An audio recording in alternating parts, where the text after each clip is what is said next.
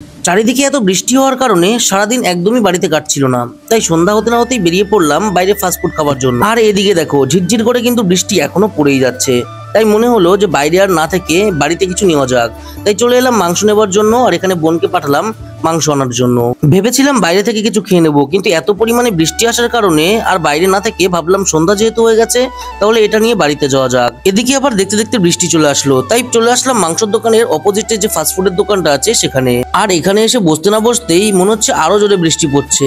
আর এদিকে আমরা কিন্তু ঘুগনি অর্ডার দিয়ে দিয়েছিলাম, যেহেতু সময় কাটছিল না। আর তার পাশাপাশি পকোড়া অর্ডার দিয়েছিলাম বাড়িতে নেবার জন্য। আর এদিকে দেখতে না দেখতে কিন্তু ঘুগনি খাওয়া শুরু হয়ে গেল। আর এদিকে যেহেতু পকোড়া অর্ডার দিয়েছিলাম, আমাদের পকোড়া কিন্তু এখনো তৈরি না হওয়ায় এখানে কিন্তু আমরা বসে রয়েছি। আর এদিকে কিন্তু একজন নিশ্চিন্তায় খেয়ে যাচ্ছিল, কোনো টেনশনই নেই বাড়ি যাওয়া। আর এদিকে কিন্তু আমাদের পকোড়া তৈরি করা তড়িঘড়ি শুরু হয়ে গেল। আর এতক্ষণে আমি বুঝতে পারলাম যে আমাদেরকে কেন বসিয়ে রেখেছে। এখানে যে পাউডারটি দিচ্ছে এটা কি সেটা আমার জানা নেই, কিন্তু বিষয়টা হচ্ছে এটা বৃষ্টি কমার পর আনতে গিয়েছিল। না, এবার কিন্তু চলে আসলো ফাইনাল টাইম। এবার কিন্তু দিয়ে দিল তেলের মধ্যে পকোড়াগুলো। এদিকে একের পর এক কিন্তু পকোড়া ভেজেই যাচ্ছিল, আর আমার টেনশন হচ্ছিল যে আমি কখন বাড়ি যাব। দেখো বাড়ি তো বেশি দূর না, কিন্তু বিষয় হচ্ছে এত পরিমাণে বৃষ্টি হওয়ার কারণে যদি ভিজে যাই। অনেকক্ষণ লেট করার পর এবার কিন্তু আমাদের পকোড়া তৈরি হয়ে গেল। এবার আমরা এখান থেকে নিয়ে চলে এলাম আমাদের বাড়িতে। এত পরিমাণে তাড়াহুড়ো করছিলাম যে সস আর সালাড আনতে ভুলেই গেছি, তাই বাড়ি এসে ফ্রিজ থেকে সস বের করে আমরা কিন্তু এবার খাওয়া শুরু করব। আর হ্যাঁ, তোমাদের কাদের কাদের বাইরের খাবার খেতে ভালো লাগে বৃষ্টির মধ্যে তা অবশ্যই কমেন্ট করে জানিও।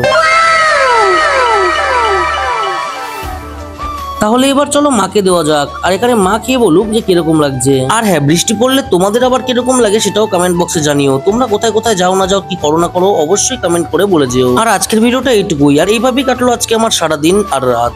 চলো আজকের ভিডিও এইটুকুই, দেখা যাবে আরো একটা নেক্সট ভিডিওতে। ধন্যবাদ।